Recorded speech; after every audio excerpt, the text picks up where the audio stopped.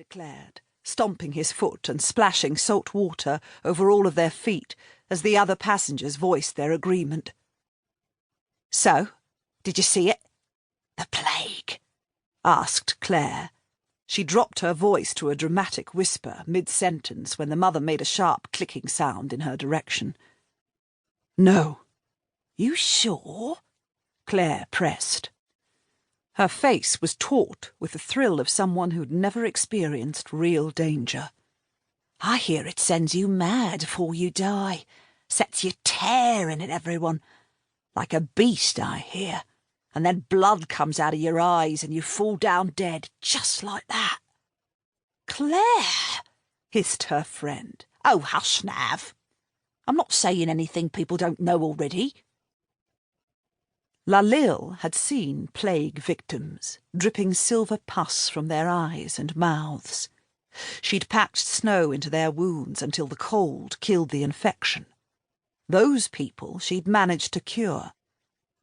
But these, sweating through their light clothes, would have no chance if her brother Eofar's quarantine failed to stop the plague from spreading past Norland's borders.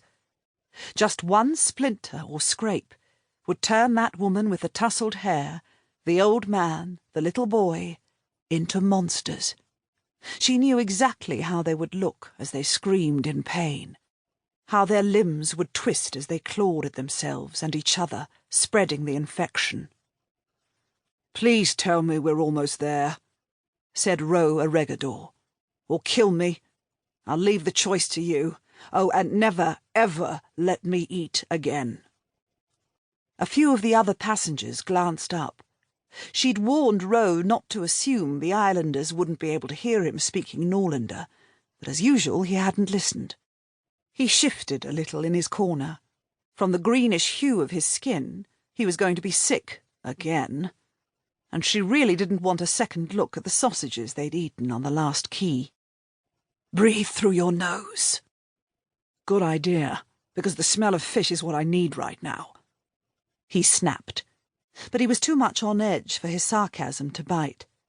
It was always like this when they approached the next new place, bracing themselves for news neither one of them, even on their best days, expected to be good.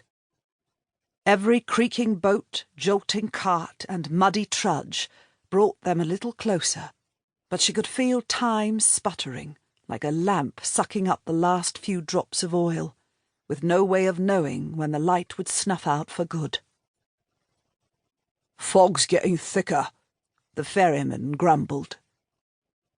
The boat crawled down the inlet to the west side of the island, vying for space with the other small crafts, trying to navigate through the increasing murk.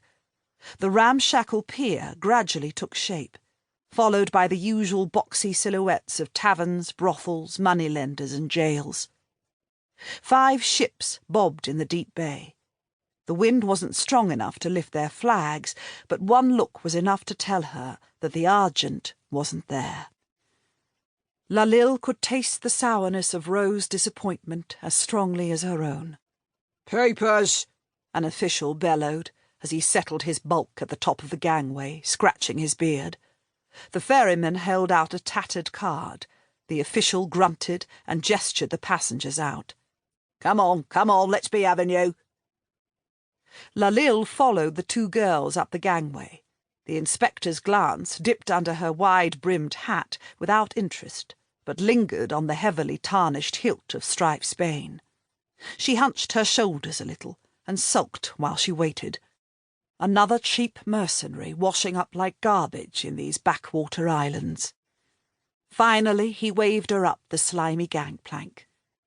The old man and his daughter came behind, followed by the wolfish man, the mother and son, and finally the woman in the chemise.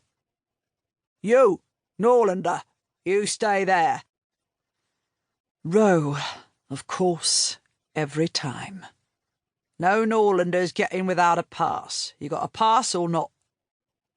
"He wants to see your quarantine pass," she translated for Ro, in case he hadn't understood.